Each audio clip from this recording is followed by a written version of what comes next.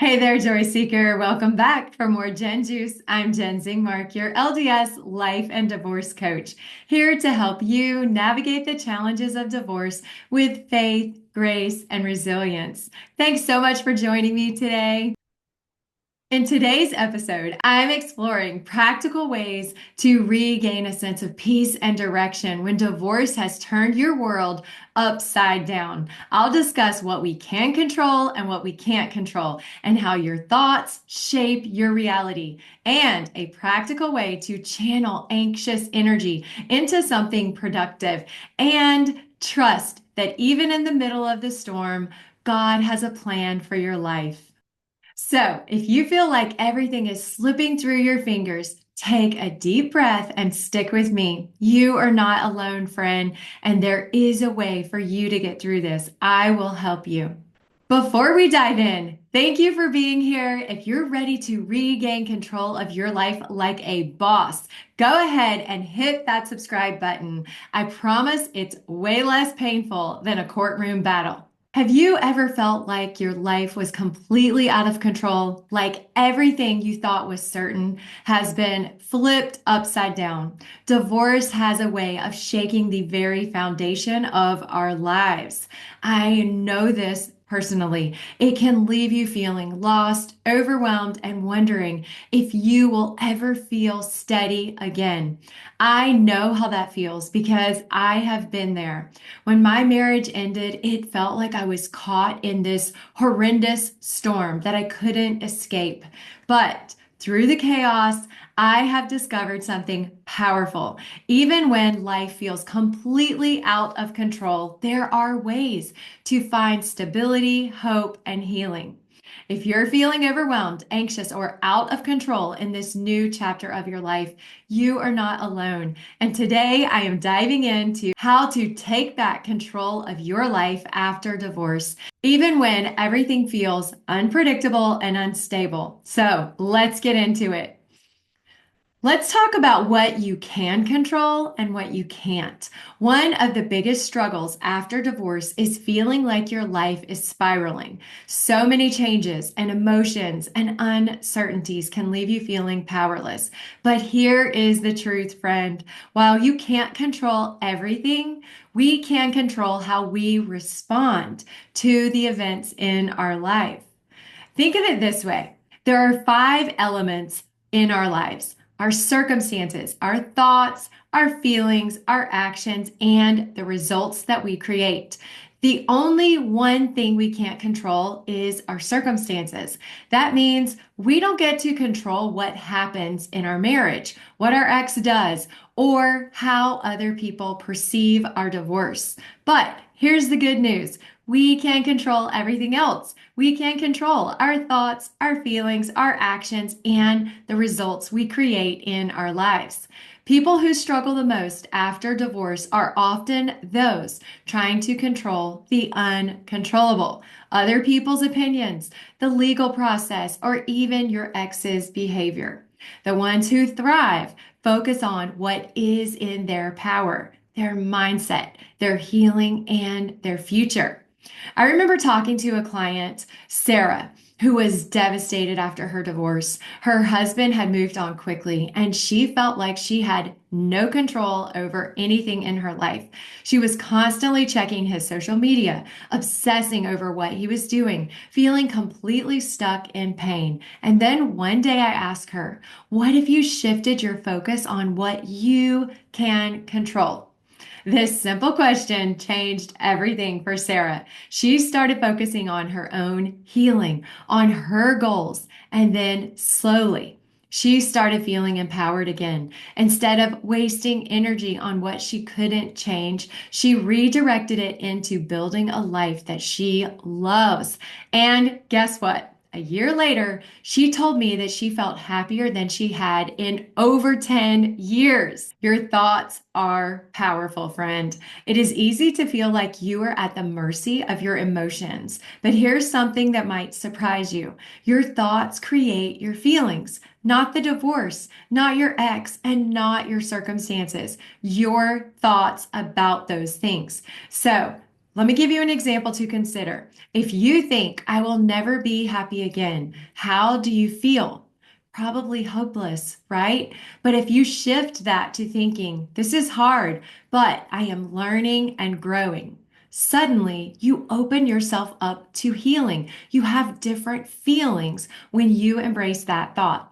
I once worked with a woman named Lisa who was convinced that she would never trust anyone again. She said, men always leave, and that's just how it is. That belief kept her feeling stuck and fearful and closed off to new relationships. But when we worked through her thoughts and she realized something powerful, her belief was not a fact. It was just a story that she had told herself over and over again. And once she shifted her perspective, replacing men always leave with I am capable of building a healthy, loving relationship, her world opened up to a new reality. She started dating again and with a new mindset, and eventually she found a relationship that was built on trust and mutual respect. That can happen for you too, friend. Your thoughts shape your reality. So, what stories are you telling yourself?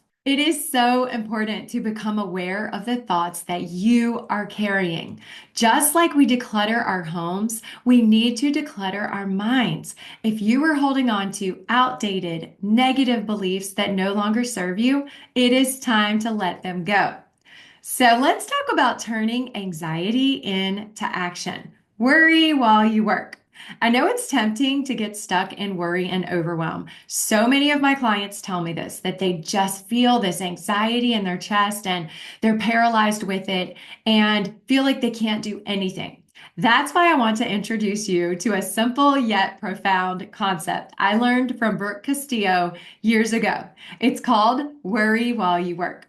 Instead of sitting with your anxiety, letting it run rampant and holding you paralyzed, I want you to use that energy to organize something in your life. Your home, your finances, your car, maybe your desk, your schedule. When life feels out of control, taking charge of one small space or area of your life can be incredibly grounding. So here's how you do it. Pick one small area, maybe your sock drawer or your car or your desk at work, or even just your email inbox. Set a timer for 30 to 60 minutes. And as you clean or organize, let your mind process the thoughts and emotions that are running wild. When the time is up, take a deep breath, step back, and appreciate what you have accomplished. I had a client, James, who was paralyzed with fear about his future after his divorce. He worried constantly about his finances and his kids and what it would be like trying to move forward or possibly getting remarried. So I gave him this challenge. The next time you start feeling overwhelmed, tackle one small task. He started with his garage. Every time his mind started racing with worry, he cleaned out another section. And within a month, not only was his garage completely organized, but he told me he felt more in control of his life than he had in years. Just by taking small actions, that created momentum for him and it gave him something to channel all of that anxiety into.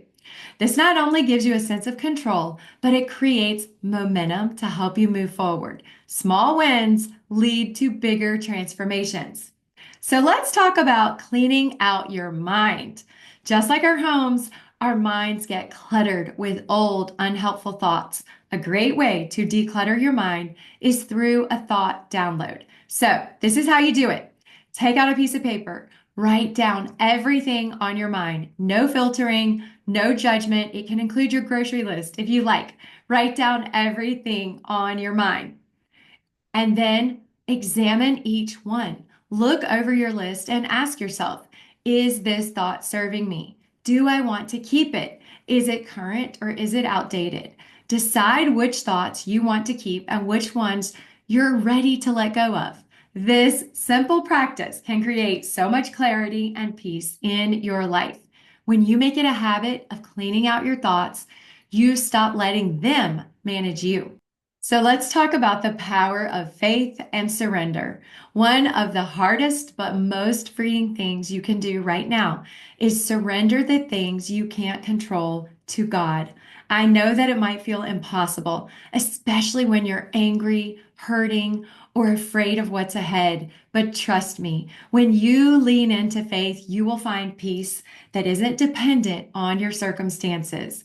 One of my clients, Rachel, went through a painful divorce and was completely lost afterwards. She told me, I prayed, but I didn't feel like God was listening. But then she made a decision. Every time she started to spiral in fear, she would stop and say, God, I trust you. At first, it felt forced, but over time, it became her anchor. And slowly, she started seeing doors open, new friendships, new opportunities, and a renewed sense of purpose. God was there with her. She just had to surrender and trust Him. I want to share a scripture that has given me so much strength. Be still and know that I am God. I love this beautiful scripture in Psalms. It's one of my favorites. Sometimes when life feels out of control, our job is not to fix everything or even try to fix anything. It is just to trust that God is still in control, even when we don't understand the plan. So let's talk about moving forward with hope. If you are struggling to find hope, I want you to remember this. Divorce is not the end of your story. It is one chapter, one that will shape you, but it does not define you. Healing after divorce is not about controlling everything, but focusing on what you can control, your thoughts, your actions, and the way you show up for yourself every day. So if you're feeling stuck, start small. Organize one small space when you're feeling overwhelmed with anxiety. Do a thought download. Shift one negative belief into something more empowering. Start small. Take one step today, whether it's reaching out for support, setting one new goal, or simply reminding yourself that you are worthy of joy and love. If you're looking for more guidance, I invite you to check out my Faithful Divorce Coaching Program. It is designed to help you navigate this season with faith, grace, and a clear path forward. You do not have to do this alone, friend. Joy seekers, I want you to know you are stronger than you think, and you are not alone. You are capable of rebuilding a beautiful, faith-filled life after divorce. You have more power than you know. Your future is yours to create. And if this video has helped you feel like your comeback story is already in motion, hit that subscribe button. It's like adding the cherry on top of your healing Sunday. Only this one comes with more peace and no calories. Until next time, keep seeking joy and holding on to your faith and moving forward confidently. You've got this, friend. I am cheering for you and praying for you. Bye, y'all.